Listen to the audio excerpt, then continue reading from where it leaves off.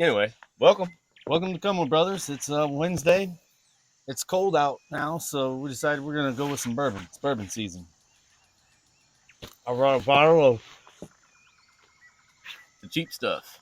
Evan Williams, 1783 small batch. Just because it's cheap don't mean it's bad. We were recommended to try this from a friend in North Carolina. He says it's the best bourbon you can get for the money. Well, it was pretty cheap, so it doesn't have to be really that good to be that. Price point here, $15.99.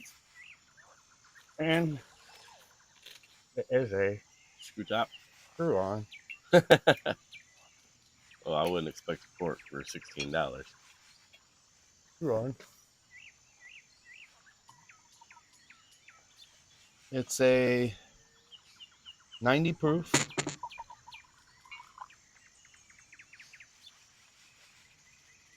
Evan Williams, 1783. Supposedly they're like one of the, what is it?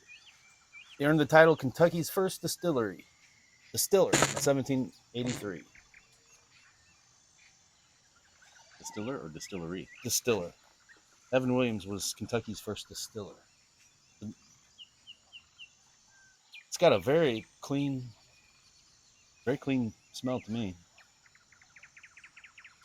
Smells like bourbon. Nice wood. Color's kind of light. Very caramely. Very tasty. Wow. A lot better than I would expect for $16. A lot better. Like, it could have been $30 or even $50, and I'd have been like, wow, it's really good. You know, if they even age this longer, it could be even better. That's really good. Small batch usually does better, but usually, you know, in the small batch too, it's especially when you get into single barrels, you can get flavor differences between each bottle that you get. But small batch, not so much.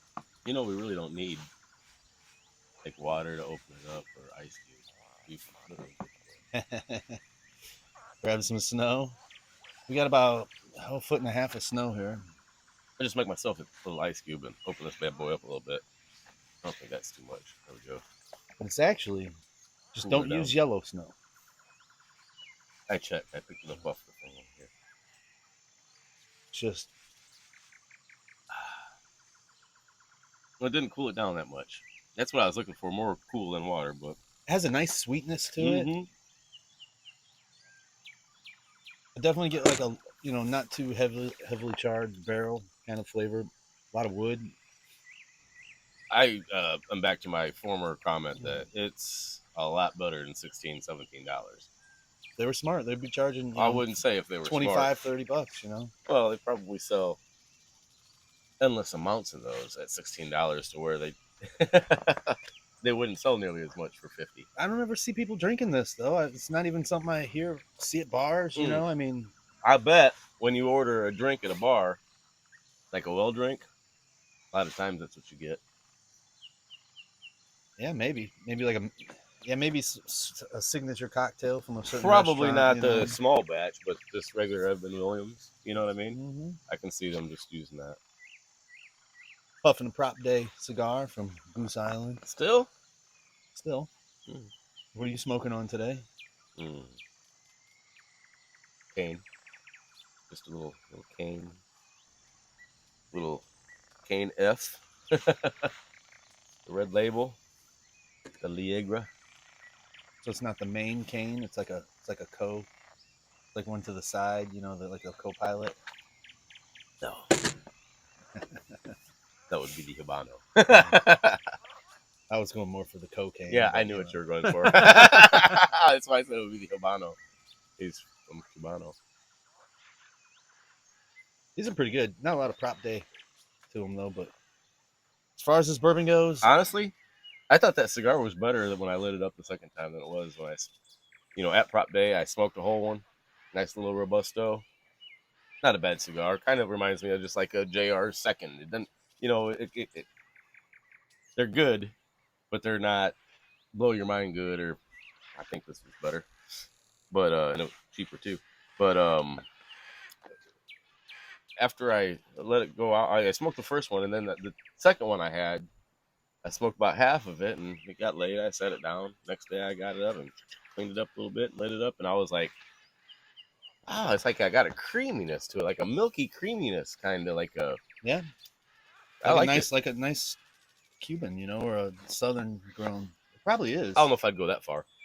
Probably is a southern grown, you know, Mexico or further south, equatorial, right? Did you say clitorial?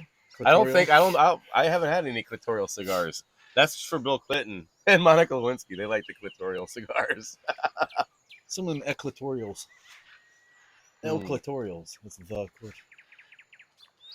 No, I think those most likely are Honduran or maybe Nicaraguan. Well, as far as bourbons go, you know, you look at color, you look at, you know, the smell. The smell is fantastic. Got a beautiful color. It's probably a great mixer too. We're about to find out. You know, because it's got a sweetness to it. It probably very caramely. You know, very probably goes great with forward. any bourbon lover that likes a bourbon drink cocktail. I'm sure this would work very well. I think I'm gonna have about 3 or 4 old fashions with this tonight. Yeah, I recommend if you're having a party and you want to get some cheap bourbon for your party, served everybody, and have them thinking that you got top shelf for them. Yeah, put it in the decanter. Yeah, they'll be very impressed. Or put it in the old empty Blanton's bottle. I mean, it's smooth like Blanton's. It is. You know, it doesn't really have that spiciness. You know, but it is smooth. It's not nearly as complex as Blanton's or an E.H. Taylor, which to me is like Blanton's with just a little more everything. But it is very much the fresh wood on this is very tasty. Fantastic little bourbon. Pick up and take home. And is it a bourbon or is it they call it a whiskey? It's bourbon. It's Kentucky straight bourbon whiskey. Yep. Gets the name. Thank you, Lee, for turning us onto this one. It'll probably be one we'll keep on the bar shelf at all times. Oh yeah, this is going to be one to be pulled out quite often, like my junk. Excuse me while I whip this out. Oh, you should have said that when you pulled it out of your pocket in the first place. You should have said, "Excuse me while I whip this out." I'd be like, "Ah!"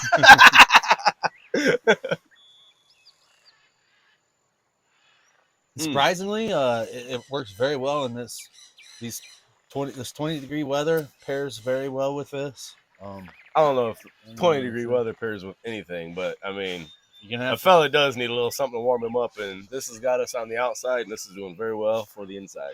I would say this would be a great liquor to put in. This would be a great spirit to put in the little barrel on your St. Bernard if you have one. That's gin, man. Put gin in that. Oh, is it? I think so. Bourbon would work, though. Maybe something a little stronger, though. Cask strength. I'm saying. I think it'd be a good one to put in the thermos when you're out on the tractor.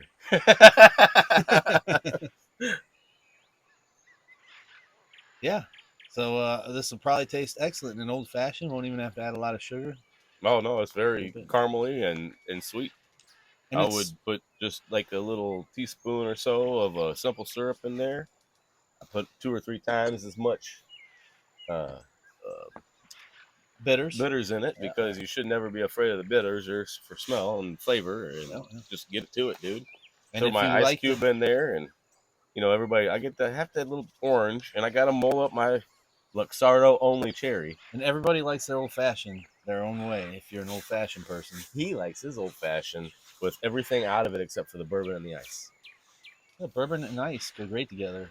It's like you could spit in it if you want, make it sweeter. Put my finger in it, sweeten it up. I mean, honestly, I like an ice cube.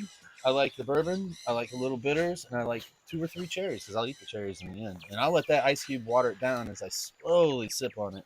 That's how I like mine. How do you like yours? I never eat the cherries. I mash the shit out of them for flavor in there. And then just dump them?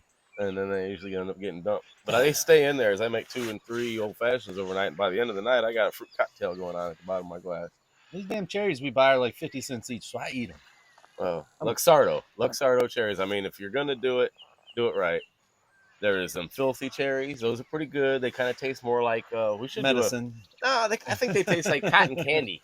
Oh, okay, yeah. But then you got those are the filthy ones, and then you got the little, what's the ones in the little white pretty little jars. Mari something. Yeah, they're pretty Italian, tasty. If you can't get anything else, use those. Those are good. They're just not a Luxardo. Woodford makes Woodford cherries are big, good. beautiful cherries. They're just not as sweet. And it's in a light liquid. It's not really a syrup. No, and it's actually, I think, a bourbon liquid in there too. So it's got like almost a Woodford bourbon flavor to it. If you're making a Woodford old fashioned, there's nothing wrong. I've had it before to get the Woodford cherries, the Woodford bitters, and of course the Woodford whiskey. That is a great way to do it. Really good one. And man, old fashioned it up that way. We recommend Lee. You try an old fashioned. Look it up. Look up the recipe. Yep. Just follow Just call us, man. We'll tell you how to make it for real. And well, we're about to go make some old fashions. We'll let you know though how they turn out. See you next Wednesday. See you next Wednesday, and possibly in a few minutes.